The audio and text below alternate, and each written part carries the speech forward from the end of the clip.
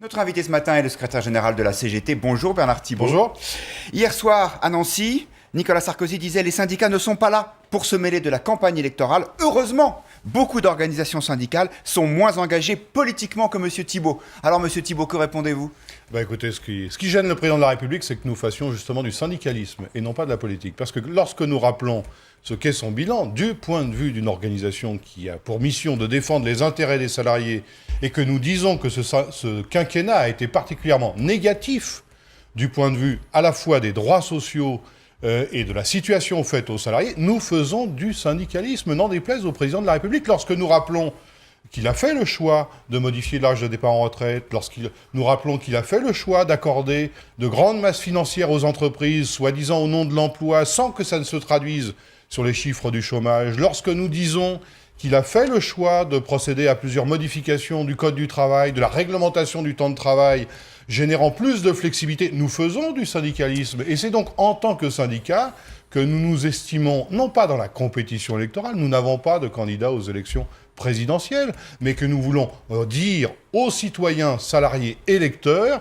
ce qu'est le bilan du président actuel, dont j'ai bien compris qu'il voulait se débarrasser pour prétendre se présenter vierge de toute action. Vous dites que vous n'avez pas de candidat, mais le 1er février, au Zénith, vous avez quand même dit qu'il y avait un candidat pour lequel vous ne voteriez pas. C'est Nicolas Sarkozy. Quand vous sortez un tract à 1 million d'exemplaires contre le bilan de Nicolas Sarkozy, vous parlez aussi de la suppression de la HALD ou du Grenelle de l'environnement. Vous faites un petit peu plus que du syndicalisme. Bien sûr, nous donnons notre point de vue de syndicat sur tous les sujets qui nous préoccupent, y compris des enjeux de société. S'agissant de l'environnement, nous nous sommes largement investis dans le Grenelle de l'environnement organisé par le président de la République. Nous avons porté des propositions, soumis des projets, et au vu du résultat, nous sommes à même, parmi les acteurs soucieux de l'environnement, de constater aussi qu'en la matière, l'action du président de la République était en décalage entre les intentions affichées et les actes concrets. Mais est-ce que vous n'êtes pas en train de tomber dans un piège ? C'est ce que dit François Chérec, votre homologue de la CFDT, qui dit « il ne faut pas répondre à ces provocations du président de la République ». Mais il ne s'agit pas de répondre à quelques provocations que ce soit.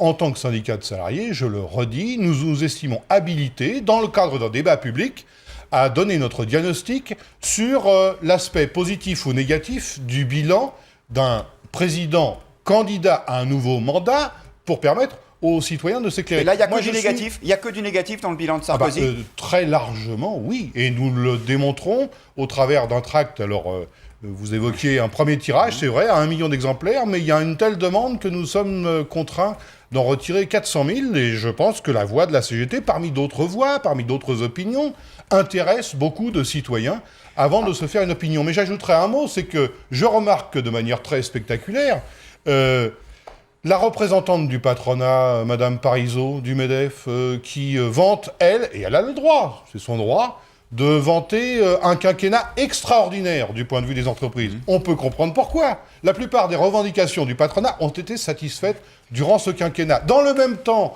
de manière, je dirais, un peu hilarante, j'ai lu ces déclarations, dans le même temps qu'elle défend et aspire manifestement à ce que le président de la République actuel puisse poursuivre son œuvre au service des entreprises, reprocherait dans le même temps aux syndicats de salariés, eux, de dire que ce serait particulièrement nocif. Il y a quand même un problème. Je ne crois pas. Moi, je ne crois pas. Alors, non, mais si, électoralement, Nicolas Sarkozy fait ça, s'il s'en prend aux syndicats ouvertement, c'est parce qu'il considère que ça peut être payant. C'est parce qu'il considère que les corps intermédiaires que vous représentez sont aujourd'hui peut-être discrédités aux yeux d'une partie de l'opinion parce qu'ils défendent leurs intérêts, leurs adhérents, et non pas l'ensemble du pays. Oui, c'est son choix de campagne électorale. En même temps, je voudrais lui rappeler que dans les forces qui ont été capables de mobiliser très largement dans le pays lorsque les sujets étaient d'importance, je parle de la réforme des retraites en 2010, seuls les syndicats de notre pays sont capables de mettre plusieurs millions de Français dans la rue lorsqu'un mécontentement s'exprime. Le président de la République peut très bien